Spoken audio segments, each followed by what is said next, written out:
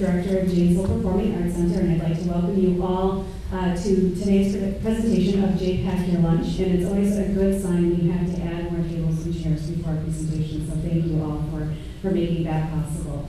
JPAC Your Lunches are once a month informational lectures, sometimes participatory activities that I do just to get people, kind of get the creative juices flowing and have a fun lunch hour during the month. And our next one is September 9th, and we are going to be doing dances from the 60s to get geared up for our American English, the Beatles tribute band coming on September 12th and 13th. So come on out, brush off that bunny hop and the funky chicken and the pony, and we're going to have one really good time.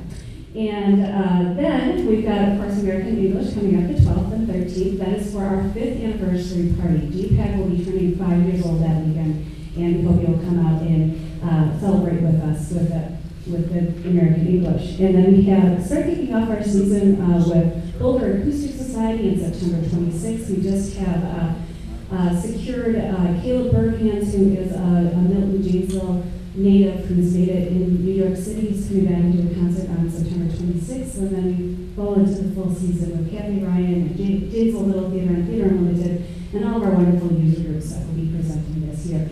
And we do have information by the entrance here today if you'd like to take some things home and get those calendar dates secured.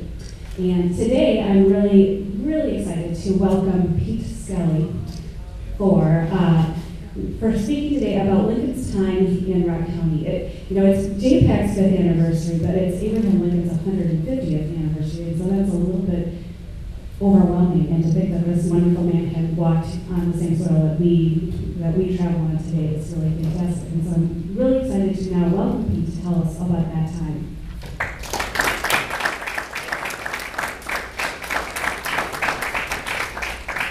Kind of like old home week here. I see.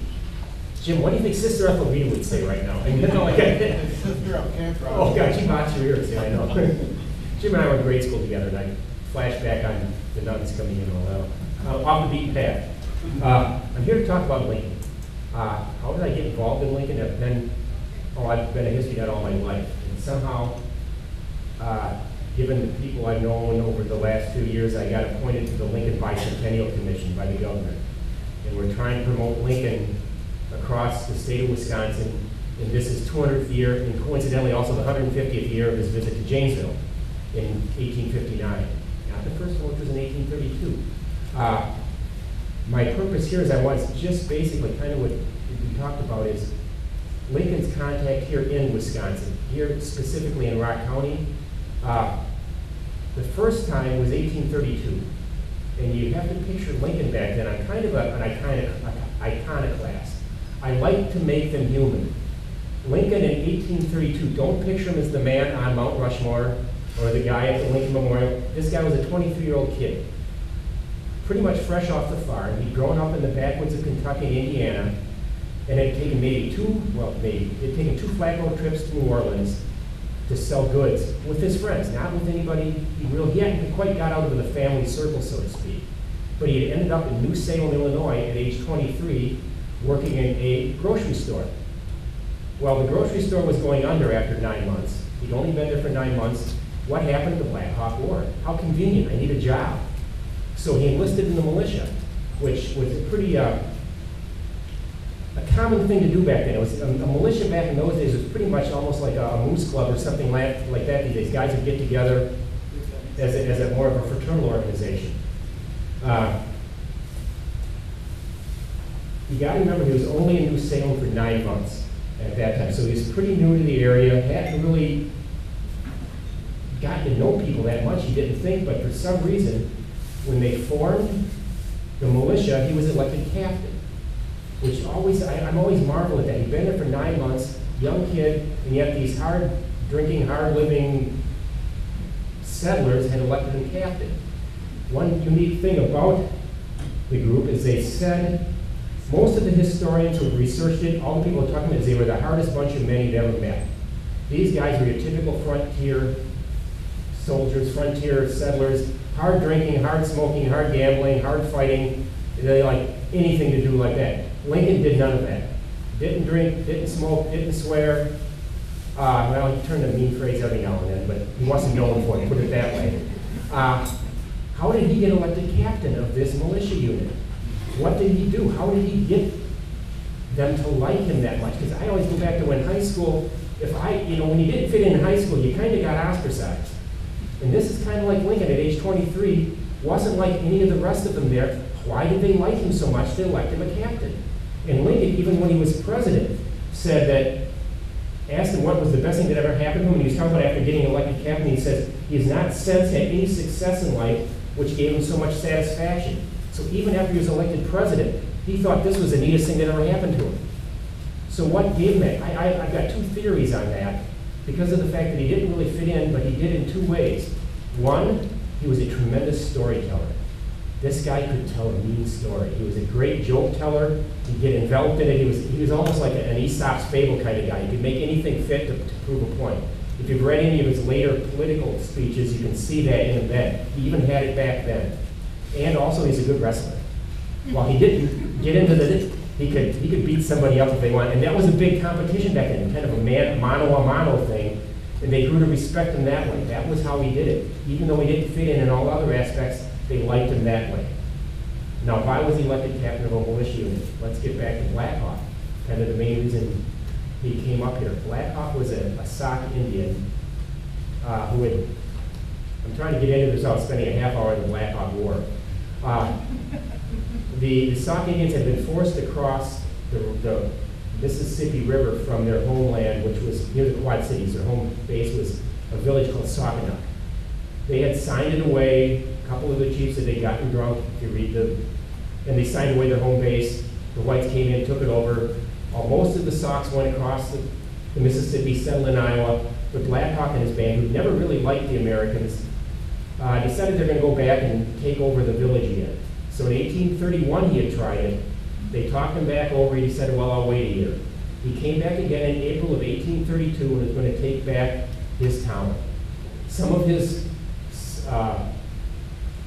helpers, some of his sidekicks, some of the other assistant chiefs, whatever terminology you want to use, had counseled him and said, hey, if you come across and we start taking back this village, all the Indians east of the Mississippi are going to come to your help. The British are going to come over from Canada. We'll just kick out the Americans. So Black Hawk came over, started going up the Rock River Valley, and got as far as Prophetstown, which is near Prophetstown, Illinois. The governor of Illinois then noticed that there was a big Indian invasion and decided he'd call up the militia. Hence, Lincoln and the militia were all called up. They were there to take over and try to push him back across the Mississippi River. Meanwhile, General Atkinson and the U.S. soldiers from St. Louis had to come up the Mississippi to pursue Black Hawk as well. So we had two groups, the U.S. soldiers and the militia. Atkinson was put in charge of all of them. They met near the Quad Cities and took off after Black Hawk. Black Hawk said, oops, can't go back over the Mississippi River, started heading north up the Rock River Valley. As he proceeded up the Rock River Valley, all of a sudden it dawned on him that all these people weren't coming to help him like he thought they would. And he decided, well, maybe I better time out, I want to go back. And so he stopped just south and east of Rockford, near a little town called Stillman's Valley. And he decided he would go back and tell them he wants to surrender. He's going to go back. We've changed our minds. He sent 3 Indians back to talk to the militia, because it was a small group of militiamen that were out in front of everybody else.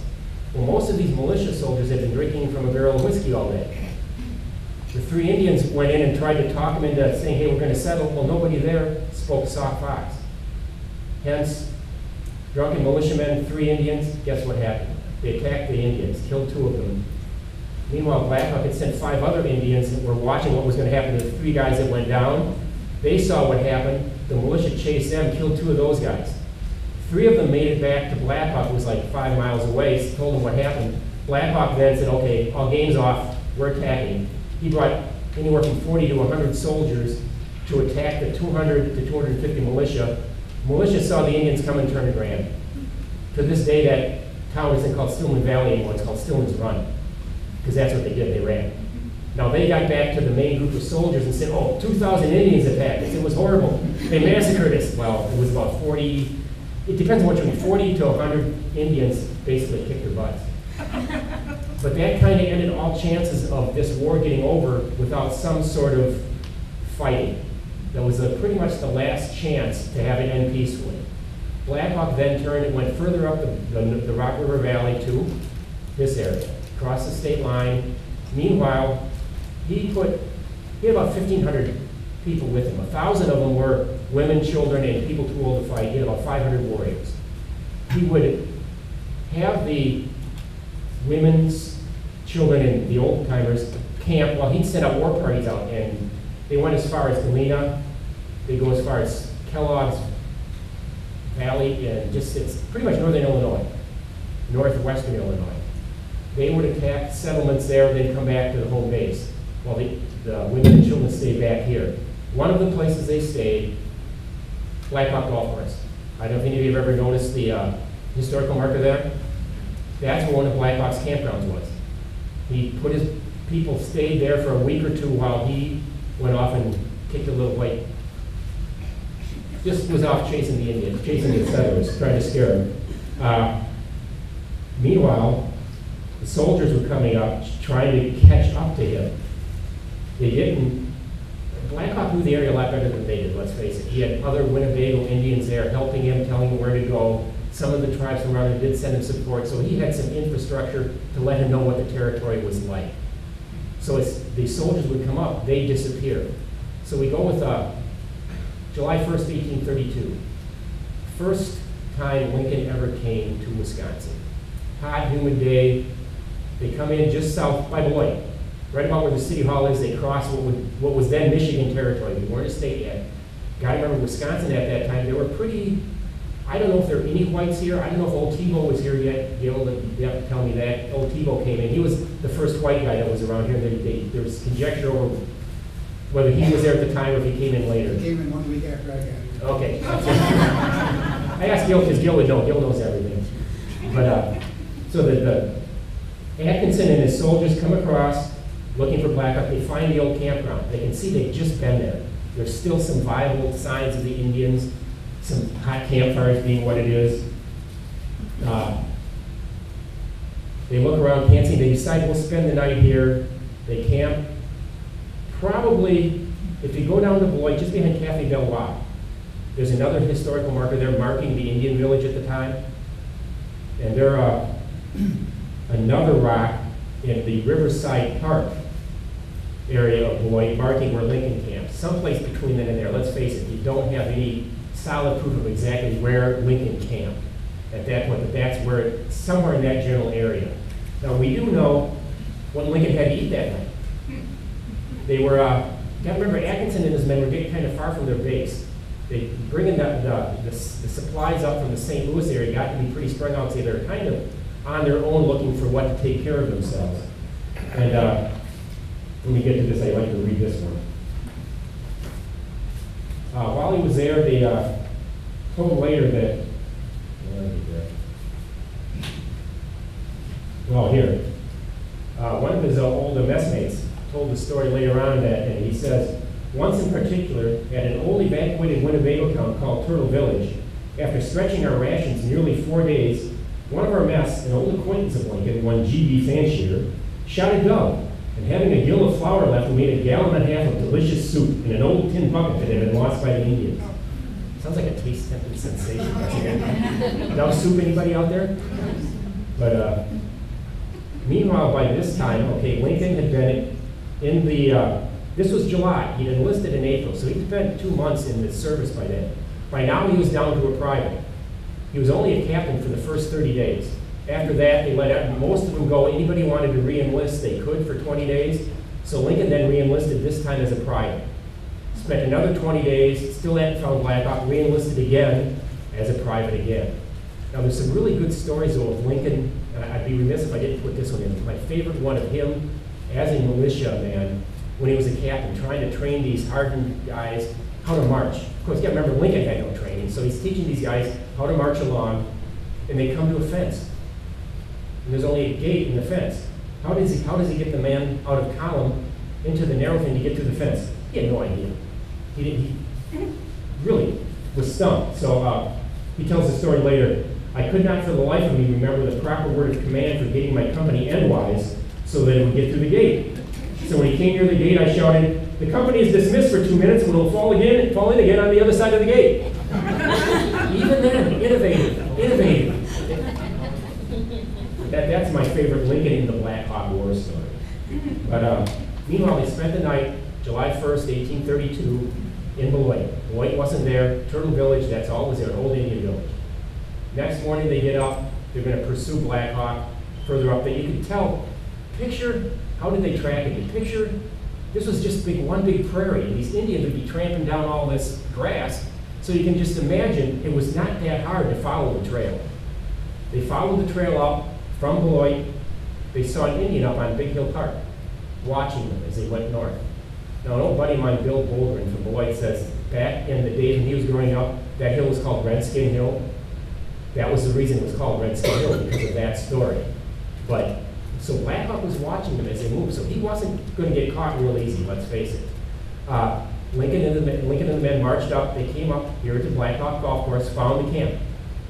That's when General Atkinson called a little brief timeout, had a, well guys, do we want to keep on going now, or should we camp here for the night or follow them up?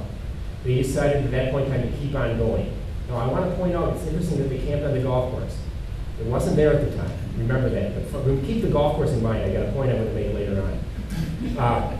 They go further north, they chase Black Hawk, they find him. They're getting close to where Milton would be. This is still July 2nd now. They look around, all of a sudden they hear firing up ahead. They go, uh-oh, we've got him. They start getting the men out in military order and all this stuff, and they start forming military line. I just have visions of them on 26 there. Can you imagine filing into a military line, getting ready to chase the Indians? And all of a sudden it dawns on them, time out, don't worry about it. Just some of the Indians up ahead were firing at deer. They're trying to get meat. Everybody behind it know what they're firing at, they panic, started. So they come to what is now Storrs Lake. That's where they camped that second night, July 2nd, 1832. You read some old gazettes, and it's really interesting because there's two old guys, old Goodrich, and the other guy's name escaped me. They argued over where exactly they camped near Storrs Lake, and they're arguing over like 20 feet.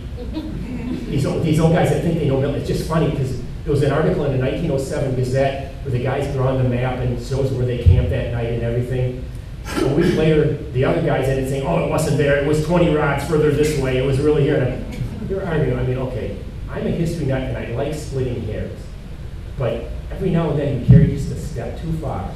But they did camp beside Storrs Lake. They say it was in a small hollow next to where the ice house is. Well, the ice house isn't there anymore. I walked it. What's there, I think, is an old cement foundation that I found that I think was the ice house. And there is a hollow there, so I'm guessing that's probably where Atkinson and his men camped. That's where Lincoln spent the night. Still no Black Hawk, obviously. This is probably the most frustrating thing, is they never eventually do catch. Lincoln never does. They follow him again, get up in the morning of July 3rd, head up towards Lake Koshkonong. There they find a trail again moving off to the north and west. They traipse over kind of near where, pretty much near the mouth of Lake Koshkonong where it comes out and forms up the Rock River again. That Black Hawk's campground was there.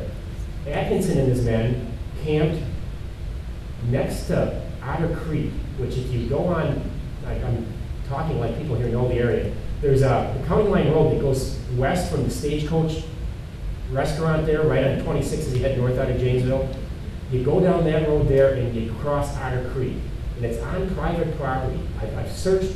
A woman who runs the Horde Museum back in the 1960s found out where it was, and the reason they marked that is they could tell because there were still some stakes when the first settlers came through where they had put up beef to slaughter it, and they found marks of the campground then, so they knew that's where they camped that day. But it's on private property, and I'm going to call the Horde Museum and play the, hi, I'm Pete Skelly, I'm on the Lincoln Bicentennial Commission. Does anybody there know where it is? Will you take me back there? Because I want to see that. But that's where they camped the night of the 3rd. Black Hawk and his men had camped by the mouth of Lake Koshkonong. And you got to remember back then, Lake Koshkonong, this was before they dammed it. It was pretty much a stream with a bunch of wild rice on all sides of it. Think more marsh-like than it is now. Because it took the damming of it to make it as wide as it is, and anybody who's been on it now knows it's not that deep in places and it's pretty mucky. Well, it was worse then, but then you had the wild rice growing there. So it wasn't like you could just, you had to do a lot of waiting and a lot of going through mud to chase them down. So Atkinson camped there July 3rd, 4th, and 5th. Send men out west side of the lake, east side of the lake, looking for signs of Black Hawk. They'd see trails. One place they say they camped was near the Minnehaha section of Lake Koshinai. If you know where Minnehaha section is right there by Koshinai Mounds Golf Course. I'm getting my motif here. I think Black Hawk I think he had a handicap. I'm not sure. I don't know if he brought the clubs along or not, but I'm thinking there was a little golf tour involved in this thing. But either that or it's more convenient to camp on golf courses, I don't know. But Black Hawk is still ahead of Atkinson and his men. They never really catch him per se, because after the 6th, they follow the trail off towards Fort Atkinson. And they get near Fort Atkinson and then head out further east to just north of Whitewater, a little town called Cold Spring. And they camped there at a place called Burnt Village. There was an old Winnebago Indian village there that was called Burnt Village back then. So the soldiers didn't burn that village. It was called Burnt Village back in 1832. But it's literally, if I had to pick my one favorite place in Wisconsin to get the historical feel, that's where it is. Because Atkinson and his men camped there the night of July 7th, not the 8th. The 8th, they went over by Palmyra trying to get around the river. They found out it was too swampy, too mucky. They couldn't. They came back on the 9th at Burnt Village again. And by this time, Atkinson had called all his men together. They had sent some of the army off towards southwestern Wisconsin, over by Galena, over by Wyota, over by Platteville, chasing Indians over there. But he finally got them all back together to make a big concerted effort to find Black Hawk. Lincoln was involved in this, but again, he's a private. He was one of the guys that waded through the muck on the side of the river. Nobody really knows exactly where Lincoln was, except sort of in those general areas. But on July 9th, 1832, just north of Whitewater, there at that spot, and if you go there, there's a little historical marker right by the bridge where Mark River comes in and joins up with the Whitewater River later on to go into the Rock River over by Fort Atkinson. And it's pristine. It's pretty much how it was back then. You can get that feel. And if you got a little history sense, I know, I kind of get the goosebumps a little bit, because you can just picture the 3,500 men of Atkinson's men all over there, just camping. And when you think of the guys that were there, and that's what I want to get to now, because present that day, on July 9th, in this nowhere place in Wisconsin, were Abraham Lincoln, future President of the United States, Zachary Taylor, future 12th President of the United States, who was second in command to Atkinson at the time. Edward Baker, who was one of Lincoln's best friends, his second son would be named after him. Later on, senator from Oregon, would be killed at the Battle of Ball's Bluff during the Civil War as a general. He was there. Albert Sidney Johnson, second ranking Confederate general during the Civil War, was there also as a aide-de-camp to Atkinson. He was there. Meriwether Lewis Clark, son of William Clark, of the Lewis and Clark fame, named after Meriwether Lewis, was there. William Hamilton, son of Alexander Hamilton, who was there. He had a settlement off in Wyota, Hamilton's diggings. I can go on. It's just amazing the number of, if you're a Civil War nut like I am, if there's like a list of 10 or 12 different people, future governors. The one Wisconsin one that comes to mind is Henry Dodge, first territorial governor of Wisconsin, later on first senator from Wisconsin. He was there. All these guys that later on affected this state, this country, were there camping in that area. And if you can just picture them as young men sitting there, it's just, it boggles my mind, because I go back to, they asked a bunch of Lincoln historians one time on TV. I was watching it, as my darling daughter knows, I spent a lot of time watching that stuff. But they asked a lot of Lincoln historians, if you could go back to any time when Lincoln was, where would you go? Everybody said, Gettysburg, I want to see him give the Gettysburg Address. Or, I want to see him sign the Emancipation Proclamation. I want to go back to a campfire. July 9th, 1832. Lincoln telling the stories, being a human being, not the icon that we've got, just being a 23-year-old kid learning how to be a leader. Because let's face it, I always equate the Black Hawk War kind as being Lincoln's college. It was his first time really away from home, per se, learning how to handle men, learning how to get men to go through a gate, learning how to be a leader. And let's face it, we know what happened. He did become a phenomenal leader. This was his first steps in learning how to do it. When I go out to He was also running for Congress back then.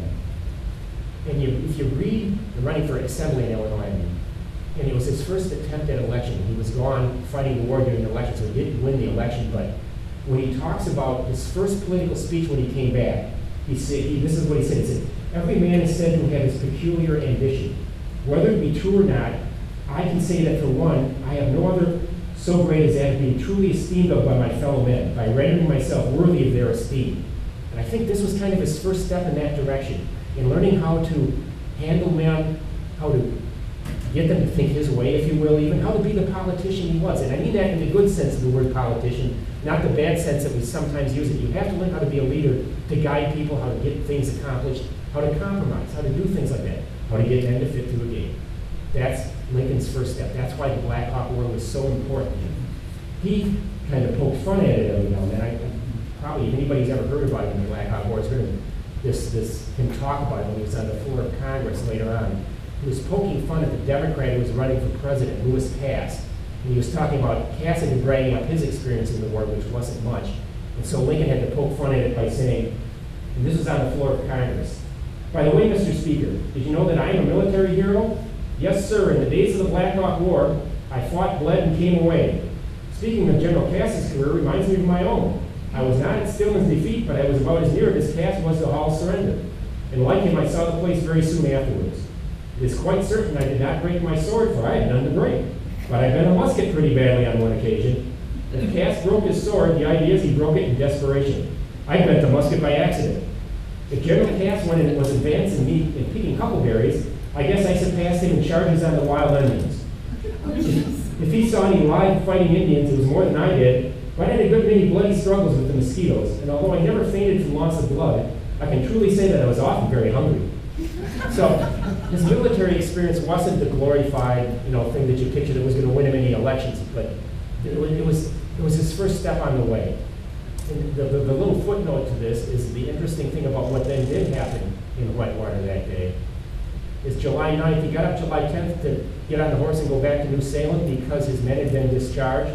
Atkinson had been running out of funds, running out of food. So he's letting all the militia go home to continue the fight for Black Hawk.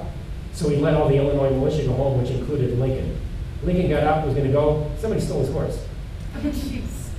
To go there, Cold Spring, Wisconsin, in the little county park there's a sign there marking the place where Lincoln had his horse stolen. And if you turn and look the other way, you know what's right across the street? Come on, golf course. So I still think there's a golf course connection. But segue now from 32 to 1859. Right now, Lincoln's nationally known. Lincoln-Douglas debates have already occurred, so he's got a national reputation now. Probably along the lines of a Newt Gingrich, something like that. I mean, somebody who's got a national repute, never has really had a national office, but he served in Congress once. And got a lot of press with the Lincoln-Douglas debates. He'd been invited by the Wisconsin Agricultural Committee Society to speak in Milwaukee, Wisconsin on September 30th, 1859. The Beloit Republican Party, the Republican people, had decided, they sent him a letter too saying, "Hey, you're coming up here to speak in Milwaukee, please come and speak in Beloit too." And Lincoln, being the consummate politician, agreed to that. So September 30th, he arrived in Milwaukee, got to the house, got to the Newhall House on East Michigan Avenue, downtown Milwaukee. It's marked by a little plaque. It's not there any longer. Told him, got in there either later or earlier than they expected. It depends on how you look at it. He got there about midnight. They didn't expect him until the next morning. So they put him up on a cot behind the place where you check in at. So he was behind a little screen, spent the night on the cot. Next day, the society people come to pick him up, and he's behind the screen shaving, getting ready for the big show. But he went to the big state fair that day, gave probably his only speech on agriculture ever. He didn't like farming. His dad raised him on a farm, hated it. His dad said he always said his dad taught him how to work, but not how to like it. And that was it. That's why I always think this anomaly. He spoke very highly of farming in this speech, but I wonder how much of his heart was really in it.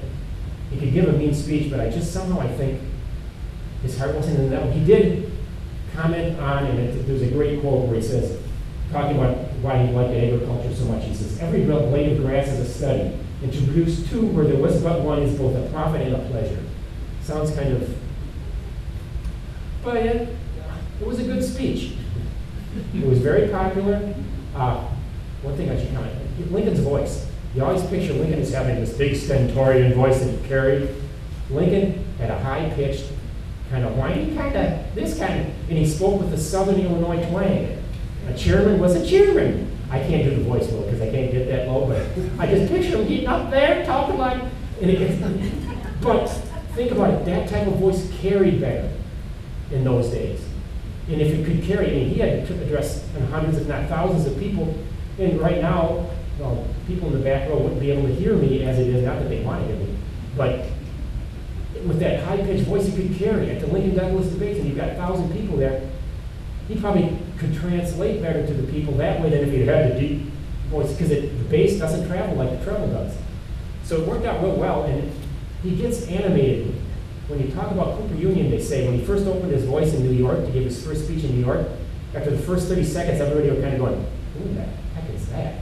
But as he gets going, and as he gets animated, he gets his arms into it, I guess he could just leave the audience became spellbound because of that gift. It's amazing. So I'm sure he was the same way at the state fairgrounds. He spent the night then at the Newhall House, got up the next morning, took the train to Beloit, going through probably, we figured, giving the trains that were, Waukesha, Clinton, Delavan, Elkhorn, came into Beloit. Marching band was there to meet him at the Beloit train station, take him to the Bushnell House. Big parade, Lincoln's here, all the Republicans had arranged it, it was really nice. Had lunch at the Bushnell House, or sorry, not Bushnell, Bushnell, I get my two houses, my two hotels mixed up between Beloit and Milwaukee, but he had lunch at the Bushnell House alone, oddly enough. He was then scheduled to speak that afternoon from the porch of the Bushnell House. But it was windy that day, very dry, and it was just dusty. He couldn't do it. Nobody could stand outside, it was that windy, so that's when they decided to move it to Hanchett's Hall, which is still standing down there in Beloit. There's a little plaque on the front of it. It's on the corner of Grand and, State and Grand, I think. It's probably one of the neatest places I've ever been. I know the guy who owns it, and it's still the way it was when Lincoln spoke there. I've got the key and I went up there. And it's pristine. It hasn't been touched in years. It's still got the old tin ceilings, some of it's rusted and hanging. There's a hole in the floor where somebody tried to do some refurbishing. There's pigeon refuse all over the floors from the pigeons that have lived there. There's a dead pigeon laying on the floor when I was in there. But again, it's one of those places that if you get your head in the right shape, you can sit there and you can see it. You can get the feel of what he was when he spoke there. Now, meanwhile, Albert Augustus Jackson, president of the Janesville Republican Club, had heard Lincoln was going to speak down there, and decided he'd go down and see if he could talk Lincoln into coming up to Janesville to speak for the night. It was he hadn't planned on coming to Janesville. This was an invite. So Albert Augustus Jackson leaves home. He at that time is living, he's a single man living with a friend, another lawyer friend of his by the name of Knowlton. His house is where the Lutheran church is down there, right in the corner of Parker and Peace Court. That's where he was living at the time. As he's going through town, he runs into William Tallman, another Republican. Says, hey, I'm going down to, I'm oversimplifying, but I'm going down to Boynton to see if we can talk Lincoln into coming up. You want to come along? Tallman says, sure. And then as they're going down, they pick up the guy who was editor of the Gazette. He got on board, but they're trying to find a place where they could put him up if he came up to Janesville. And Tallman said, fine, he can stay at my place. I've got a nice house, which obviously he did have the nicest house in Janesville. So they got down to Beloit, time to hear him speak, and then cornered him afterwards and asked him if he'd mind coming up to Janesville and give a speech. Now, if you talk to my friends from Beloit, they claim we hijacked it. I prefer to just think that they pointed out the benefits of coming up and creating some more political speech. So away he came. Lincoln agreed to come up. Came up the Prairie Road. That was the main drag at those days. And they talk about how Lincoln was in the buggy with them, talking about going up the same way on when he was in the Black Hawk War. I told the guy stories about being in the Black Hawk War and how he remembered coming this way and everything else. But again, that's another thing. I'd like to have been in that buggy. just hearing them tell the stories again to these four guys who we really didn't know. Came up to Janesville, they went to the Tallman house, and that's what it was. It was Tallman's house. It wasn't the Tallman house as we call it now. And Lincoln met Tallman's children. There was a guy here by the name of Lucian Hanks, who was Tallman's cousin. And they were going to, trying to find a place where Lincoln was going to spend the night. Hanks was going to spend the night in the bedroom, but they kind of persuaded him, saying, no, Mr. Hanks, you're going to have to, let Mr. Lincoln spend the night there. Because your family, you can spend the night on the sofa. And Lincoln said, no, don't worry about it. I've slept with men on the circuit all the time. You can spend the night in bed with me. That's fine. It's old hat. It's nothing new about that. And it wasn't back in those days. So Lincoln went and gave a speech. The kids went out. The Tallman kids and Hanks went out to a little dance. They came back. Lincoln was spent the night. He and Tallman spent talking to the late hours of politics, I'm sure.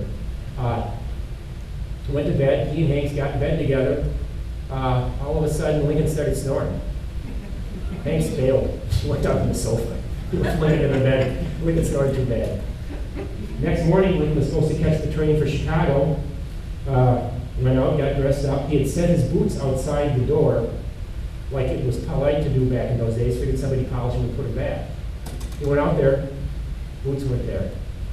Of course, he couldn't go downstairs in his stocking feet. So he was kind of in his room, and the Tallmans were downstairs wondering what happened to Lincoln. Why isn't he coming down? One of them went up and he said, well, why aren't you coming down, Mr. Lincoln? He goes, somebody stole my boots. I don't know where they're at. I can't leave. So they then explained to them that the staff had taken it, polished them, and they leave them down in the kitchen at the Tallman house. So they went down, got the boots, brought him back down, so then he came down for breakfast, but meanwhile he missed the train. So he then got to spend another night at the Tallman house, got to go to church, at the Congregational Church. Now there was a nice plaque on that door. Now that church, I'll defer to Mr. Hay here on that one, but that church is not the church Lincoln went to. It had burned down since then, but it's that was the spot where he went to church. Caught the train the next morning for Chicago, and that was his last visit to Janesville, last visit to Rock County. I figured he was here for, between the Black Hawk War and the Tallman House visit, he was here for 11 days of his whole career, which when I'm sitting on the commission, I was arguing the point, okay, what states rank with Lincoln, or what are the most important states in Lincoln history? Of course, Illinois. Indiana, he spent 14 years of his life growing up in Indiana, and then 7 years of Kentucky. And okay, I'll throw Washington, D.C. in there because he spent 4 years there. But then after that, I think Wisconsin can be fifth on the list for states important to Lincoln and how it affected. But questions? Did he ever get the ribbon? There's a rumor that he got the ribbon. There was a rumor he got to Sheboygan. Sheboygan, that area. Yeah. There's just somehow when he was looking to set up his legal career, there is some oral history in Sheboygan saying he'd been there and was looking for a place to set up his legal career, but there's no written proof, nothing that anybody knows of. So it's like when you talk about his experience in the Black Hawk War. You got to remember most of that is from Billy Herndon's research, and that's oral history, all taken from guys, and Billy wrote this after. In 1866, 1867, Billy Herndon, his old law partner, took it upon himself to go out and talk to anybody who was still in Illinois who knew Lincoln. And just got that. It's probably, if anything we know about Lincoln's youth and his growing up and his years in Springfield is because of Billy Herndon. But you have to take some of his oral history tongue-in-cheek, because you got to remember by now, Lincoln was famous. He was a martyr. People wanted to get right with Lincoln. So when you read some of this stuff, you got to kind of remember that everybody wanted to like Lincoln. Everybody, well, I shouldn't say that, because when you talk about Lincoln getting elected captain for the Black Hawk War, during the Black Hawk War, one guy who was a Democrat and a Southern sympathizer later on told the story that they had elected, the hard men of his militia had elected Lincoln captain of his militia because he was a buffoon. Because he was, he's only, and there is some logic to this. He'd only been there for 9 months. He didn't really fit in. They elected him because they could run him. We'll elect some guy there who's going to be our captain, and we'll be able to just run him wherever. We can run roughshod over him. Given what happened later on with Lincoln, I throw that one out. I think it was just somebody trying to, he was a Southern sympathizer trying to make Lincoln look bad. And I think that's it. But again, you still have to take those histories of that, and that's the historical craft you got to use to know what you want to accept and what you don't want to accept. Lincoln coming to Janesville and all that, and during the Black Hawk War. I used July 1st, 1832 as the date he first came in. That was in Albert Sidney Johnson's military journal. If you read Wakefield's history of the Black Hawk War, he has him coming up June 30th. Matter of fact, that the rock that's in Beloit, in the Riverside Park, that has June 30th as a night in camp. We're in that splitting hairs. What's one day in 1832? Who cares? But the historian in me is saying, I want to know. And so I'm going with the soldier who probably had a better clock on him or something like that, rather than the militia guy who wrote the story later. But again, that's the interesting thing about the historical craft. History isn't an exact science. You've got to kind of choose what you want to use for your base sources. How do you feel about the Native Americans?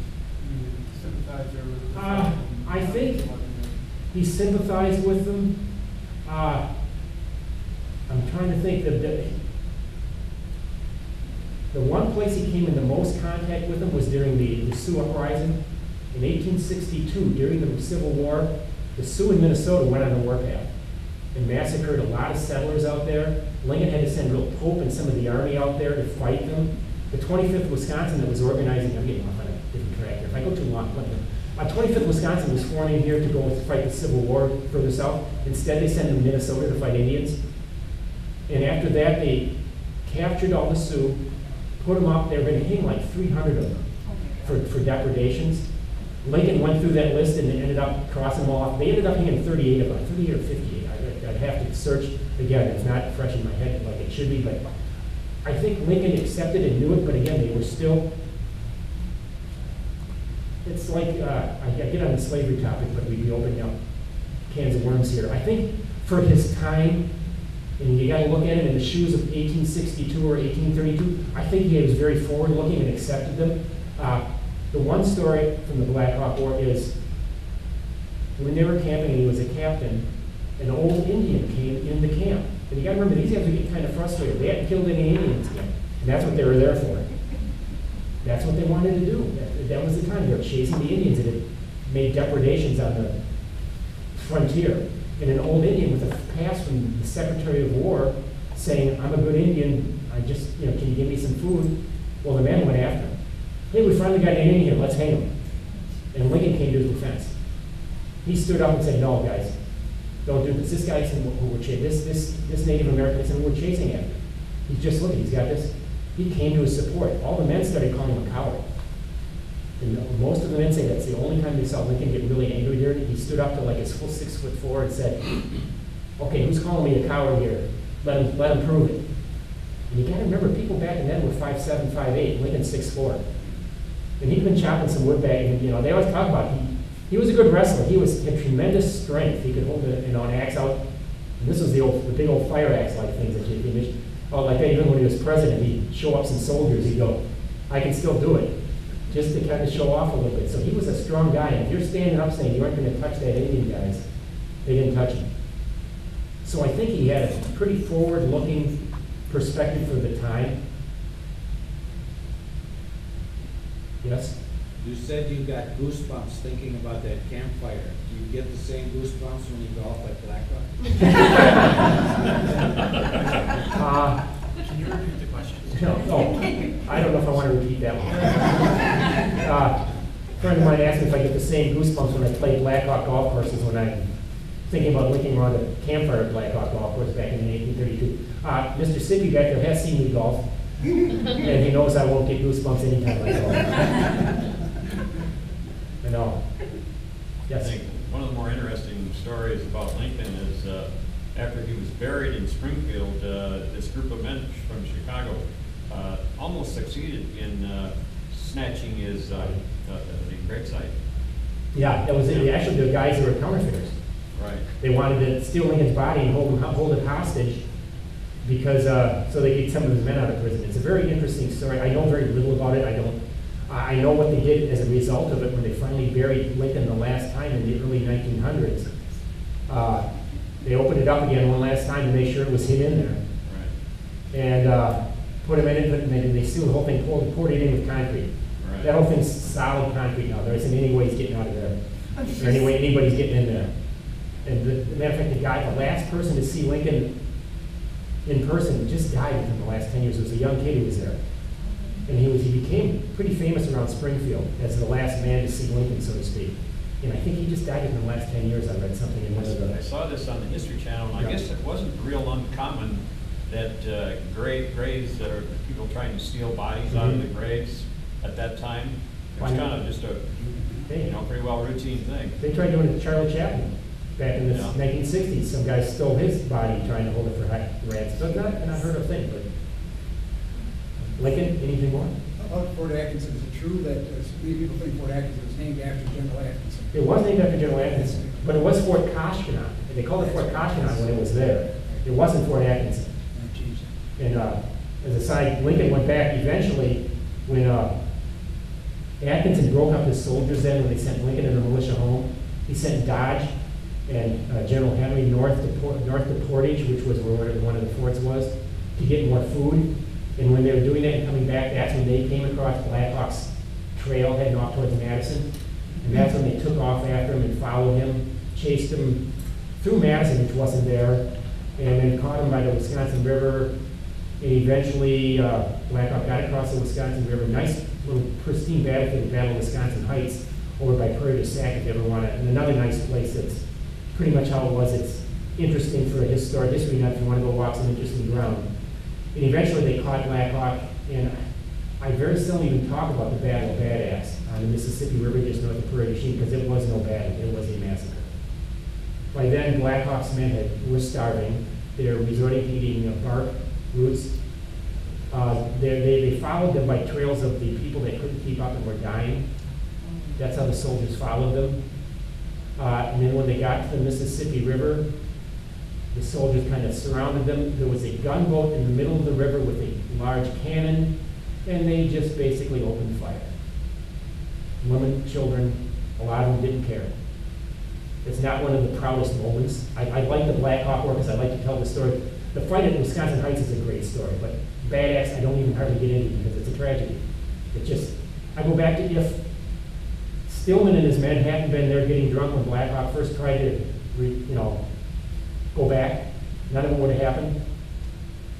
Lincoln probably wouldn't have had all the great stories. I think he still would have been president, but what would have happened? And again, the what ifs of history are amazing. This past April, my wife and I stopped in Lexington, Kentucky, and we visited Mrs. Lincoln's home there. The Todd, It's yes. right downtown, and they preserved it. And the Todd family they were founders of Lexington, and into real estate and banking. They were very wealthy. Very rich, very affluent. Lincoln always said that he thought they had a kind of a self-important nature because they spelled the name T-O-D-D. And he said one D was good enough for God. How come one D wasn't good enough for the Todd? I don't know if his father-in-law ever had. I don't know if he ever said that in front of his father-in-law. But I think they used to ask the crowd here today, who was the other speaker at Gettysburg Address in November 19th, 1863? No one remembers. Edward Everett. In a short speech, everybody remembers his ability to get across. Edward Everett was there. And he I was going to ask him if anybody else here. No. I knew you knew. No, okay. I opened my mouth so fast. He's been forgotten. Well, he spoke for 2 hours. He was a former ambassador to England, a U.S. senator. I think he was Secretary of State for a while too, under either Polk or Pierce. So he was probably the best-known speaker in the country at the time, other than since Daniel Webster passed away. And so they were looking forward to his speech, and Lincoln was just kind of the afterthought. And that's why they say, he got up and gave that 2.5-minute speech, and people were just waiting for him to warm up. A lot of people there missed it. Because, they expected a good 2-hour speech, and that ain't what they got. Baker's doing it very nicely. Yeah. That's really cool. That's nice. Anything else? Oh, yes. Yeah, what was Atkinson's background that he could head up the militia? Atkinson was he was a general. He was a U.S. Army. He wasn't militia. But the militia was put under the U.S. Army for the Black Hawk War.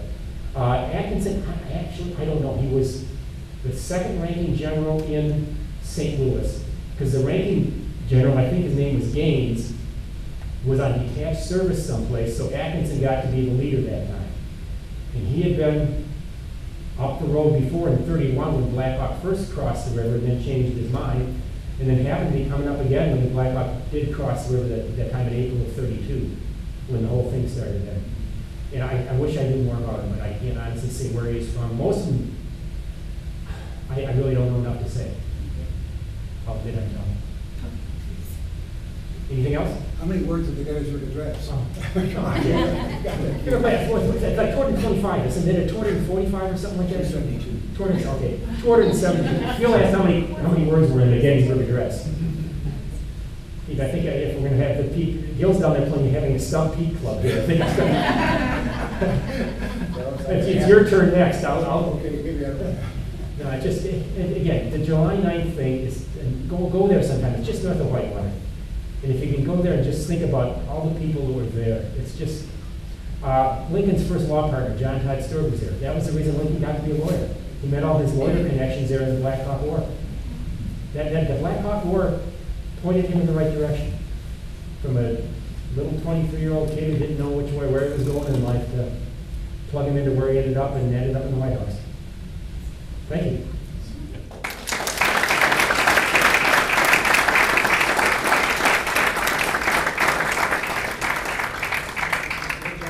My signs over here are from the Lincoln Bicentennial Commission. We want to put these up in Wisconsin. We're trying to. Of course, I'm lamenting now, if Lincoln would have only been born in 1804, we would have had his bicentennial in 2004 when the economy was better.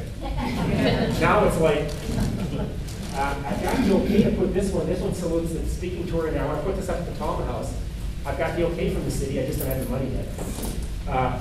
This one is up, we're going to put this one up at Camp Randall in Madison, and that one we got the funding for.